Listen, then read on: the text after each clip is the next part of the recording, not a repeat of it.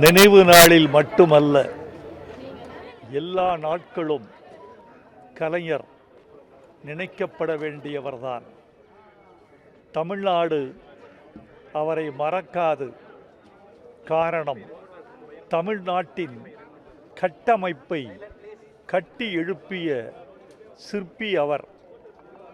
இன்றைக்கு தமிழ்நாட்டு முதலமைச்சர் மு.க. ஸ்டாலின் அவர்கள் தமிழ்நாட்டின் வளர்ச்சியை இரட்டை இலக்க வளர்ச்சியாக மாற்றியிருக்கிறார். இந்த மாற்றம் தமிழ்நாட்டுக்கு கிடைத்த இந்திய வெற்றி என்று சொல்ல வேண்டும். இந்த வெற்றிக்கு வேறாகவும் விழுதாகவும் இருப்பவர் முத்தமிழறிஞர் கலைஞர்.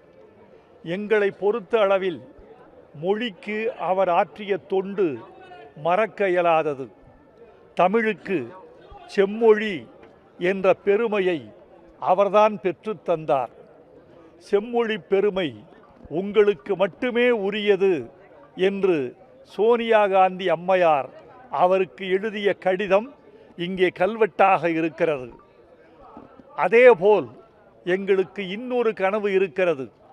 தமிழுக்கு செம்மொழி எப்படி எங்களுக்கு பெருமை தேடி தந்ததோ, திருக்குறள் தேசிய நூலாக வேண்டும் என்பதும் எங்களுடைய நீண்டகால கனவு, இன்னும் நிறைவேறாத கோரிக்கை.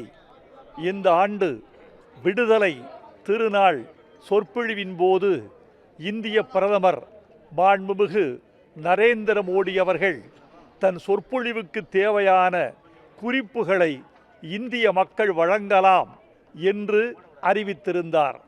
நான் என் சார்பில் அவருடைய நமோ செயலிக்கே திருக்குறளை தேசிய நூலாக்க வேண்டும் என்ற கோரிக்கையை உறுதியாகவும் நேர்மையாகவும் நாகரிகமாகவும் நாணயமாகவும் வைத்திருக்கிறோம். தமிழுக்கு செம்மொழி பெற்று தந்த தகுதி எப்படி கலைஞருக்கு மட்டுமே உரியதோ, திருக்குறளை தேசிய நூலாக அறிவிக்கிற பெருமை மாண்புமிகு பிரதமர் அவர்களை சேர வேண்டும் என்று நாங்கள் விரும்புகிறோம். விடுதலை திருநாள் சொற்பொழிவை தமிழன் ஒவ்வொருவரும் ஆர்வமாக எதிர்பார்த்திருக்கிறோம். கலைஞர் புகழ் வாழ்க, அவர் கொள்கை வெல்க.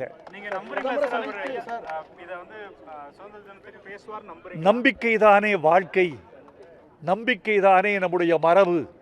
எனவே எனக்கு நம்பிக்கை இருக்கிறது. அந்த நம்பிக்கையை அவர் மெய்ப்பிக்க வேண்டும் என்ற துடிப்பு அவருக்கும் இருக்கும் என்று நான் நம்புகிறேன்.